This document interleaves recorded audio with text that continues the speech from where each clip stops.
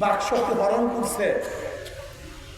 মুসলমানরা চিন্তা করছে যদি মুসলমানদের জন্য আলাদা ভূখণ্ড করতে পারি তাহলে বৈষম্য দূর হবে, মানুষ শান্তি পাবে, মুক্তি পাবে। এর জন্য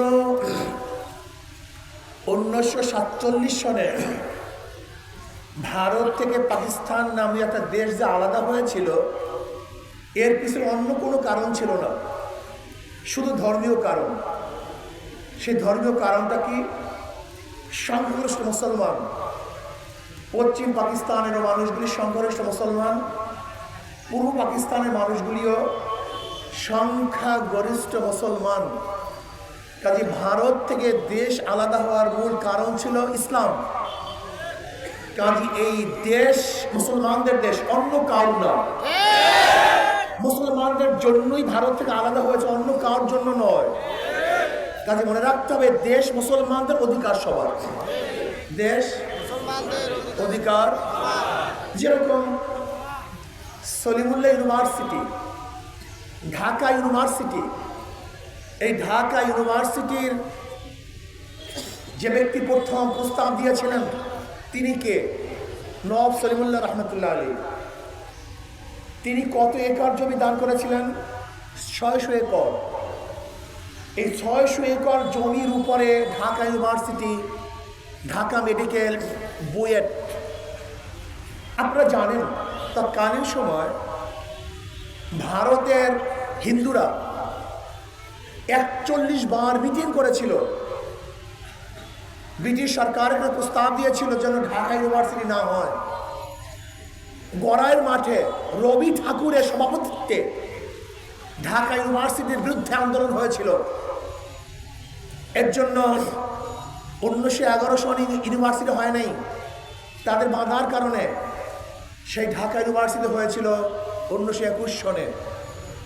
তাদের প্রস্তাবের ভিত্তিতে মুসলমানদের, জমিদাতাকে মুসলমান, পড়ার অধিকার সবার। কথাটা বোঝাতে পারি? ইউনিভার্সিটি কাদের? পড়ার অধিকার। দেশ কাদের? থাকার অধিকার সব। এটা মনে রাখতে হবে কথাটা। ভেবেছিলাম পাকিস্তান নামে একটা দেশ করলি মানুষ মুক্তি পাবে, শান্তি পাবে। কিন্তু কি দেখলাম?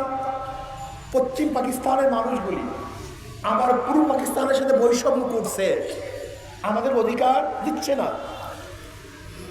আমরা স্বাধীন না, পরাধীন। আবারও চিন্তা করলাম যদি পশ্চিম পাকিস্তান থেকে পূর্ব পাকিস্তানকে আলাদা করে স্বাধীন রাষ্ট্র করতে পারি তাহলে কি দূর হবে?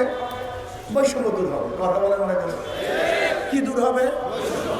মানুষ অধিকার ফিরে পাবে। কাজী 71-এর স্বাধীনতার স্লোগান কি ছিল জানেন? অধিকাংশ মানুষ জানে না, আমাদের ছাত্ররাও জানে না। সমস্যা এখানে।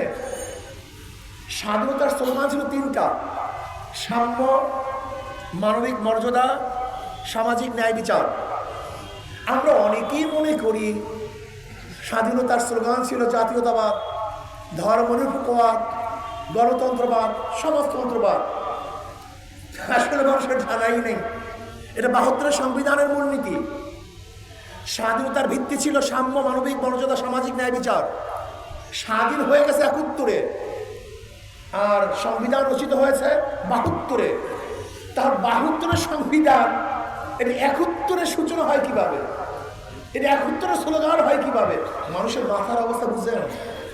কত বড় জাহেল! স্বাধীন তো হয়েই গেছে, সেই 72-এর সংবিধানের স্লোগান 71-এর স্লোগান হয় কিভাবে? আসলে আপনারা জানেনই না। সমস্যা এখানে, মূল সমস্যা এখানে। আসলে ভারতের সংবিধানের মূল নীতি 4টা। কয়টা? জাতীয়তাবাদ, ধর্মনিরপেক্ষবাদ, গণতন্ত্রবাদ, সমাজতন্ত্রবাদ। এটা হলো ভারতের সংবিধানের মূল 4 নীতি। ভারতের চাপে আমাদের বাংলাদেশের সংবিধানের মধ্যেও সেই ভারতের মূল নীতি চাপিয়ে দেওয়া হয়েছে। মূল নীতি ভারতের, বাংলাদেশের মানুষের নয়। জানতে হবে, বুঝতে হবে। বাংলাদেশ স্বাধীন হওয়ার স্লোগান ছিল সাম্য, মানবিক মর্যাদা, সামাজিক ন্যায় বিচার। তার মানে বাংলাদেশের প্রত্যেক নাগরিক সমান সাম্য